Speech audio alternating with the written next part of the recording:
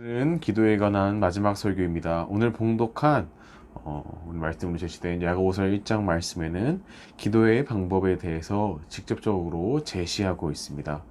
그것은 바로 믿음으로 구하는 것입니다.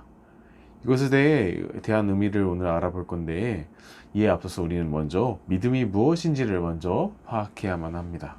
믿음은 하나님께서 행하실 것이라고 말한 것이 분명히 하나님께서 말하신 대로 이루어질 것임을 믿는 것입니다.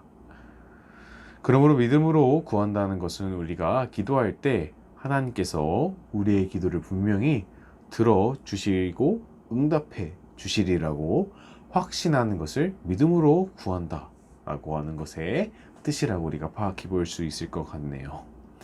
우리는 왜 믿음으로 이렇게 구해야 하는 것일까요? 그것은 바로 믿음이 없이는 하나님을 기쁘시게 하지 못하기 때문입니다. 하나님께서 하실 수 있다는 사실을 믿지 않는 상태에서 하나님께 말씀드리는 것 자체가 굉장히 모순적인 행동인 것입니다. 곧 하나님께서 이루어 주실 것임을 제가 100% 확실하게 믿을 수는 없으나 한번 제가 하나님께 기도해 봅니다 라는 식으로 하나님을 대하는 행동인 것입니다. 당연히 이것은 기도를 들으시는 하나님의 입장에서는 굉장히 기분이 나쁘고 하나님을 기쁘시게 하지 못하는 행동이 될 것입니다. 하나님께서는 사람이 할 수 없는 일을 해내실 수 있는 능력의 하나님이십니다. 그러니 우리는 믿음으로 기도해야 합니다.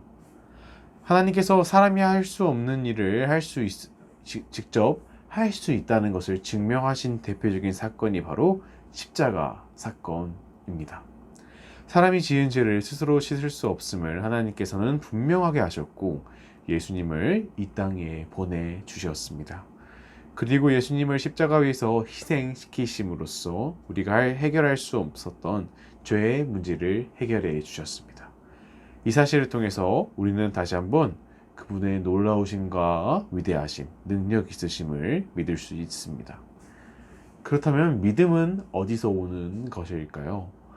로마서 10장 17절에는 이렇게 기록되어 있습니다. 그러므로 믿음은 들음에서 나며 들음은 그리스도의 말씀으로 말미암았느니라.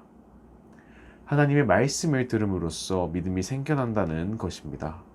우리가 성경 말씀에 귀를 기울일 때 믿음은 성장할 것입니다.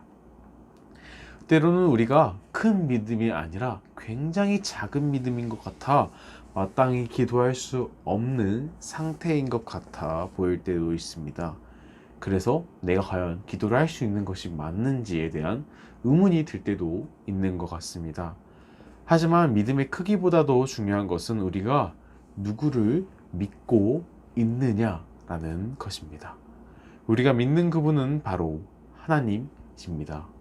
하나님은 살아계시며 자신을 찾는 자들에게 보답하시는 분임을 우리는 믿어야 합니다. 세상에 많은 사람들이 자신을 믿고 자신의 능력, 업적을 믿으며 살아가지만 우리는 하나님 앞에서 사람이 얼마나 작은 존재인지를 깨닫고 불가능이 없는 크신 하나님을 믿어야만 합니다. 우리가 이러한 믿음을 가지고 기도할 때 하나님께서는 우리 믿음대로 이루어 가실 것입니다. 오늘 말씀처럼 기도는 하나님을 믿는 믿음으로, 그러한 마음으로 구하는 것임을 기억하며 하나님을 신뢰하는 마음으로 하루하루 그분을 의지하며 살아가는 모든 성도님들 되시기를 바랍니다. 기도하겠습니다. 하나님, 믿음으로 구하는 것이 기도임을 깨닫게 해주시니 참으로 감사드립니다. 우리가 살아가며 스스로를 의지하는 것이 아니라 우리보다 훨씬 크신 하나님의 존재하심을 우리가 인정하면서 하나님을 신뢰하는 마음으로 항상 기도하며 살아갈 수 있도록 도와주시옵소서. 예수님의 이름으로 기도드립니다. 아멘.